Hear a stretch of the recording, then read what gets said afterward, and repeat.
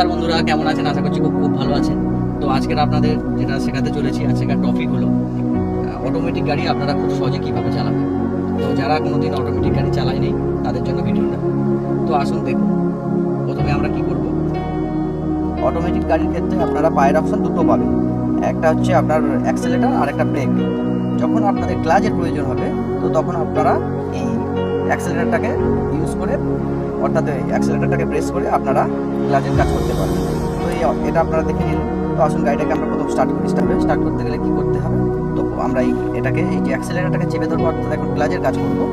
করার পরে আমরা অন করব। দেখতে পাচ্ছেন পাওয়ার সুইচ অন করলাম। তো পাওয়ার সুইচ অন করা হয়ে গেল, গাড়ি ইঞ্জিন চালু হয়ে গেছে। তো আজকে শুধু আপনাদেরকে দেখাবো আপনারা কিভাবে গিয়ার দিয়ে গাড়িটাকে এগিয়ে নিয়ে যাবেন। তো আসুন আমরা গিয়ার দিয়ে দিই। এটা দেখতে পাচ্ছেন লাল মতন পার্কিং মোডে রয়েছে। তো এবার গিয়ার দিতে গেলে এটাকে আমরা কি করব, এই ডি মোড অর্থাৎ ড্রাইভিং মোড। যদি আমাদের মনে হয় যে আমরা গাড়িটাকে নিউট্রাল করব, তখন কি করব, তখন আমরা এই দেখতে পাচ্ছেন এনের পাশে লাইট জ্বলছে, অর্থাৎ এটা নিউট্রাল মোড। আর যদি আমরা গাড়িটাকে ব্যাক করি অর্থাৎ রিটার্ন করি, তখন আমাদের কাজ হবে কি,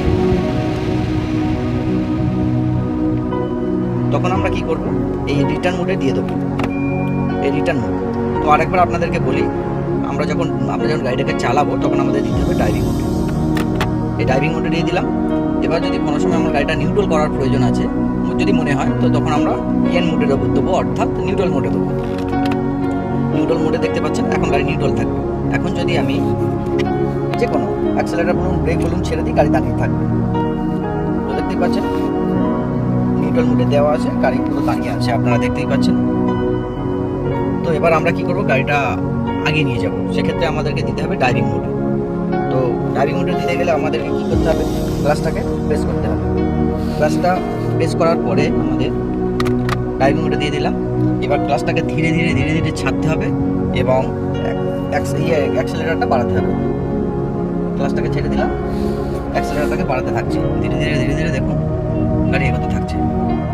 তো এইভাবে আপনারা খুব সহজে সঠিকভাবে আপনারা গাড়ি চালাতে পারবেন অটোমেটিক গিয়ার। তো যাই হোক বন্ধুরা, ভিডিওটা যদি ভালো লেগে থাকে আপনারা কমেন্টে জানাবেন এবং একটু শেয়ার করে দেবেন। ধন্যবাদ, সবাই ভালো থাকুন, সুস্থ থাকুন।